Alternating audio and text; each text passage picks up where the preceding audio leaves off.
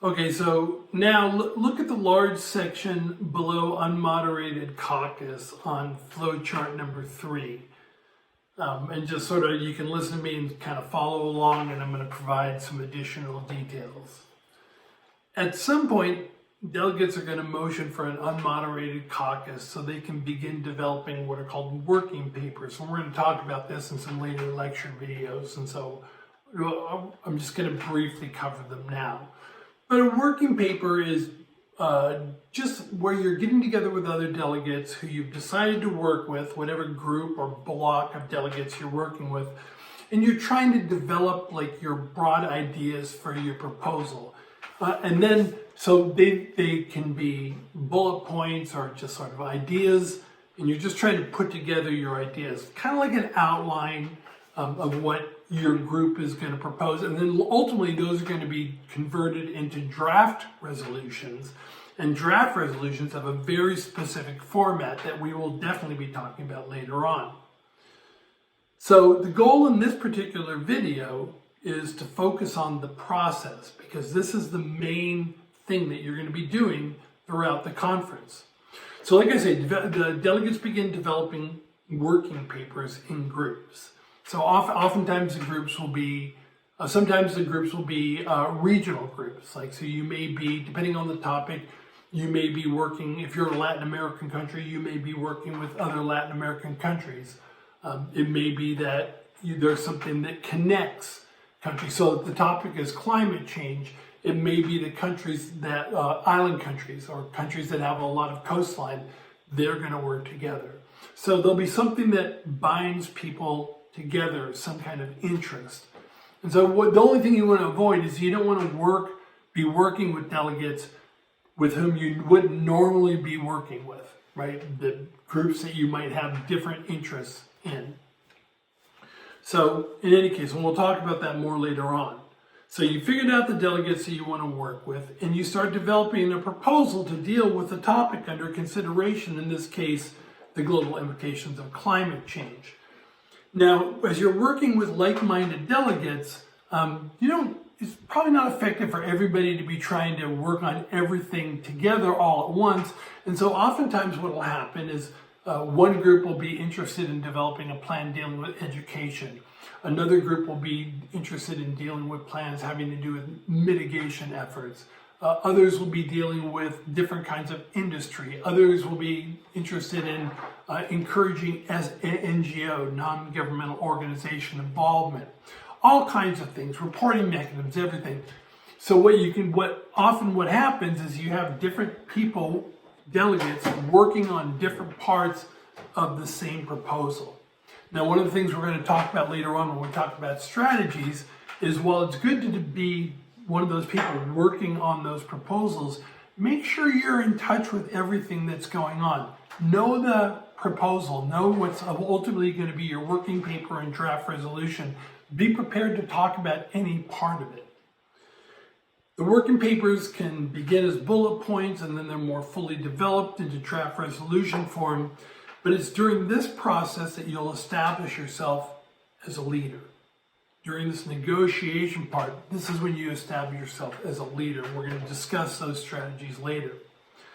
At some point, the chairs will instruct the delegates that they need to submit their working papers by a specific time. So they'll say, depending on the conference, they'll say the chair wants to have all working papers submitted by 1 o'clock, whatever it happens to be.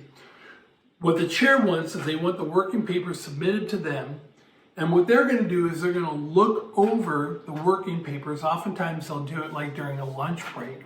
And they'll look over the working papers, make suggestions, and then when the conference reconvenes, the committee reconvenes, the chair will call up everybody from the group on the working paper. So first they'll give the working paper a title, a name. So they may call it working paper blue. Or, I remember one conference, they were giving all the working papers the title from Harry Potter, so I didn't understand what the hell they were talking about. But they'll give it a name so that there's a reference that everybody can use. And so at some point, the chair will ask to see, can I see all the authors of the group working on working paper blue? Everybody will go up to the front, and the chair will go over what their suggestions are, what their recommendations are. If the chair wants you to do something, do it. Don't argue with the chair. They're the chair, right?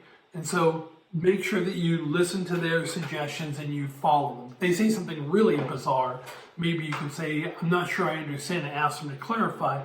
But for the most part, they're knowledgeable about the topic. They're experienced, usually, Model UN delegates, and so the suggestions they're going to give are going to be useful. Depending on the conference and depending on the chair, this process of reviewing the working papers can happen multiple times. Sometimes it'll just happen once. And so be prepared for that. This process of writing and editing working papers will continue until the chair ultimately accepts the working paper, right? When they accept the working paper, by that point it's been converted into the form of a draft resolution.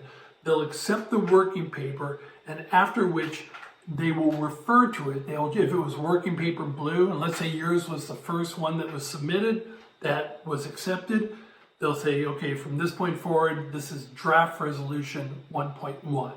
The next draft resolution, the next working paper that they accept will be draft resolution 1.2, and then 1.3. Past that point in the conference, you just need to refer to it as the draft resolution 1.1 or 1.2, whatever designation they gave you. After this happens, right, once all the working papers have been worked on and ideally submitted and approved, the chair will ask for points or motions, right? At that point, you can look onto flowchart number 3, and what you'll see is introduce draft resolutions. In order to begin discussing the draft resolutions during formal debate, the draft resolutions have to be introduced. So if your in-group is done working on your draft resolution, it's been approved by the chair, if you want to, as a delegate, you can motion to introduce your draft resolution. So you might say, if the chair says, are there any points or motions?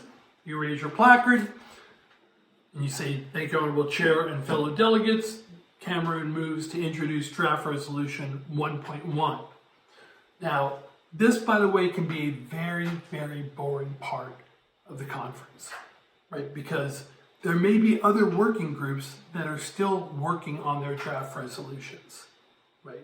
And so you've worked on it, it's been accepted by the chair, and now you've introduced it, and now you're in the dead zone.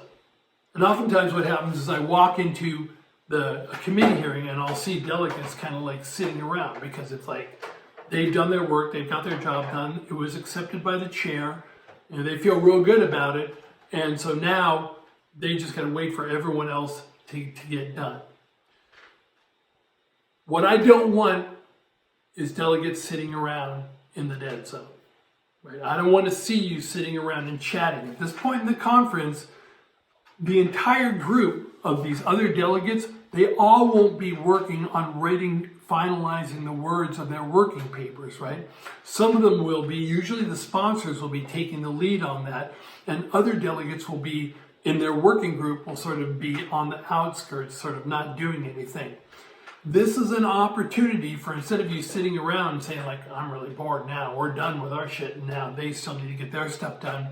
This is an opportunity for you to build support for your draft resolution.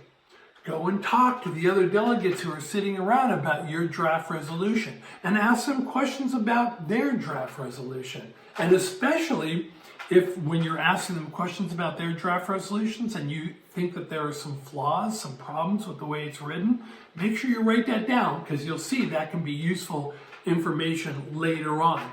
Or if you want to, you can suggest fixes. If they don't like something in your resolution, you can think about that. Or you can suggest fixes in their draft resolution or their working paper that might draw your support. The main thing I'm trying to get across is in the dead zone, where delegates are usually sitting around, be active. Be active. If you're moving around, right, if a chair is observant, the chair will see you moving around. you're engaging other delegates, you're talking. Don't do it just when the chair is looking at you. Don't play to the chair. Do it. Once all the draft resolutions have been accepted, then you can also move to introduce all draft resolutions, right? And that would just be, thank you, Honorable Chair, fellow delegates. Cameron moves to introduce draft resolution 1.1. Just be sure that the draft resolutions have all been accepted before making that motion. One last thing, sometimes what will happen is the chair will highly smile upon a motion to introduce draft resolutions because the chair knows they've all been approved. When the chair says that they would highly smile upon a motion, make the motion, right? And then next we'll talk about the other part of the process in the next video.